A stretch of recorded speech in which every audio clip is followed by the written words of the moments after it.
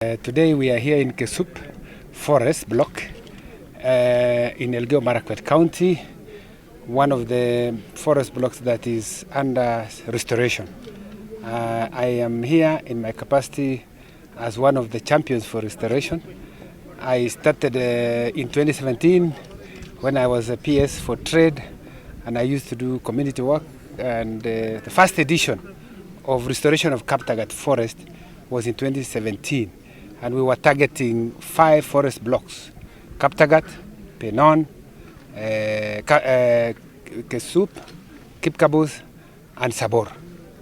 And we have done so far 6 editions. And this year we are going to mark the 7th edition on 1st of July. So we are here as part of curtain raising, as just build up to that event. And in this year we target 400 hectares of restoration, with this Kesup forest being targeted for about 43 hectares. So because it's a process, it's not one event. We can't do it 400 hectares in one day. So the wananchi have been mobilized through the Kenya Forest Service and other stakeholders, the Net Fund and others, the Ministry of Environment, and also the county government. The governor is here, and the area MP, the leadership, to mobilize wananchi to start planting, culminating in that exercise on the 1st of July. And this time round, we are going to have His Excellency President William Ruto as the chief guest for that occasion of the 7th edition. So today I've just come to join my colleagues here. I've come with the PS roads, and we have also a program under WWF that is going to be launched, which I'm told is dubbed Breathing Keep Kenya Breathing Again. And why are we saying this? We are saying this because we are now in an emergency, a climate emergency. Climate change is no longer a matter of distant future. It is a reality now. We have just come through 40 years, the worst drought in the last 40 years. And when you look at who is causing global warming, you will find that Kenya is least responsible, and the majority of Africa. But we are bearing the greatest impact of that climate change.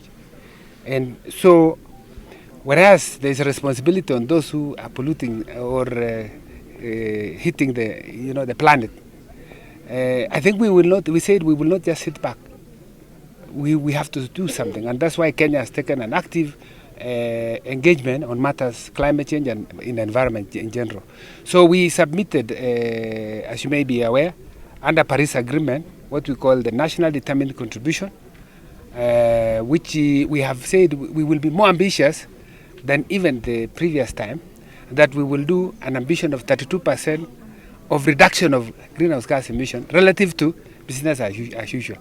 This is not, despite the fact that we are the ones who are not, we are least contributing. But the little that we are contributing, we still want to work hard to make sure we do something.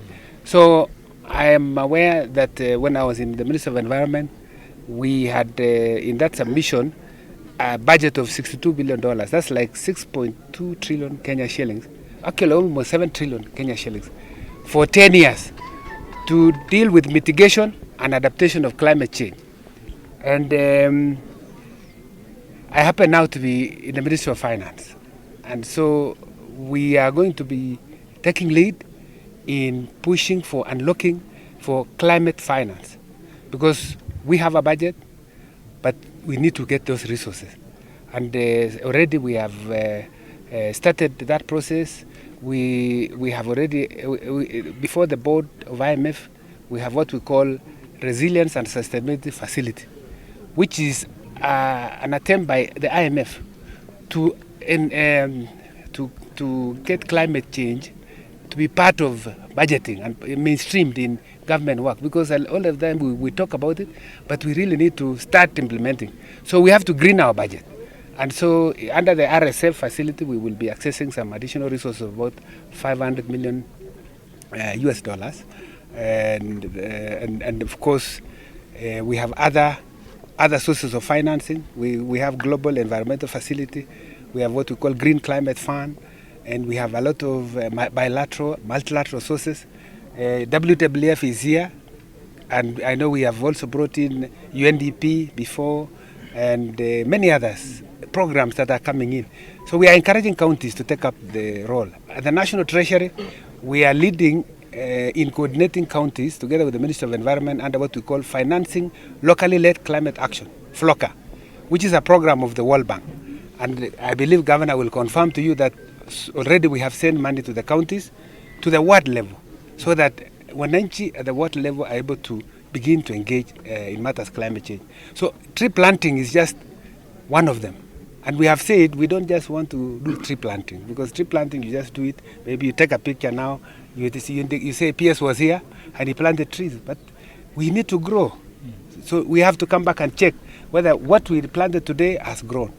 And which is why even for all editions up to this, we have always been doing what is called beating up. Going back, checking what did not grow, and making sure that you grow, you plant again where that which did not succeed. So I'm told in a report that we will launch on that day that the success rate is good. I think maybe KFS will tell us how much we have done. But I think 90%. There's one forest block here called Penon. I think it's almost 100% where it comes from. And it is, one thing I like also is that when we started, wananchi were a bit not receptive, because they thought this was a program to chase them out of the forest. No. On the contrary, the shamba system is on. You can see, I'm told even where the wananchi have planted, the shamba system, there is a higher success rate. Yeah, that's true. So if that is the case, then that is fine. You let wananchi plant tree, whatever crops they want, until the trees chase them. And I think that arrangement is what we agree with the public. But I can see the reception already. There's a big change, and so I want to thank the people of Elgeyo Marakwet for accepting this. So in the future, we hope the governor can lead in actually doing some securing this. It's not just about the forest, it's about the land. You can see a lot of people have planted trees, which I really appreciate what they have done. They should do more tree crops as part of the new ambition by the new government, where His Excellency the President has said we are setting a new target. We were talking about 10%, but now he has raised that to 30% of forest cover by 2032 from now, which is at 12%. And so I think really, let me leave the rest to address us. PS here is already greening his infrastructure. We have said every infrastructure now has to be climate smart. So if you are doing a bridge, you are doing a road, you must know that there could be floods, and so they must be able to withstand. So maybe I can give my colleague, unless you have questions. Yes. One question on the Keep Kenya Breathing, relaunching of that project. Maybe what value do you think it will bring to the 15 billion trees, and what are you telling other investors and other organizations? When we talk of breathing Kenya, Keep Kenya Breathing, it is because trees are carbon sinks. They absorb carbon dioxide and release oxygen. We need more oxygen. We need this for Kenya to breathe, and because we are choking from impacts of climate change. Is in line with His Excellency the President, Dr. Samuel Ruto, that we all work as one government. You'd wonder why I'm here on such an activity, but when His Excellency the President was launching this program of tree growing in Ngong, we went with Kipto's boss, Professor Jogona Dungo, to Kipipiri to also plant 10,000 trees on Aberdare Forest. 2 weeks ago, I was in Boridoko Forest in Kirinyaga, still on a similar exercise. But why do we partner? The reason being, in most of these programs, we have the shamba system. And like now, this particular forest, if you look around, you see that it's a collaboration between the farmers and the KFS and the other stakeholders. These farmers, when they harvest their produce or when they are accessing these farms, they also need accessibility. And we come in handy to ensure that they have proper access to the farms where they are both growing trees and also farming for their product, for the years that they'll sit on those lands. So I came to accompany my colleague so that we can also partner and ensure that accessibility to some of these chambers are also well done. And I promise that many of our accesses around will be done in the shortest time possible. And I also thank God on the wisdom of His Excellency, the issue of the climate change. And we are very excited to be counted on this particular journey to ensure that we support him in the 15 million billion trees in our country. And we are looking for any space, even as in the road subsector.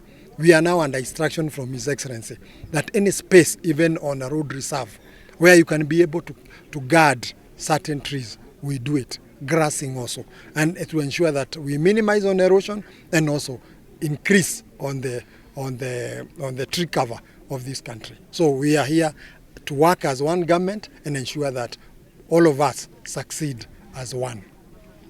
Kwa nasari zenu, hiyo pesa imeenda kwenu kama sisi watu ya WWF. Hata leo nimeona watu wamepalishwa nguo ya WWF. Ile nasema sasa, nataka mufanye biashara na kupanda miti.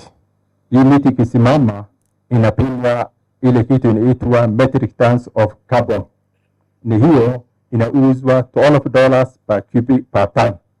So nataka mufikirie musipande miti kwa sababu unataka kupanda, ufanye biashara na miti, na hiyo watu wataeleza.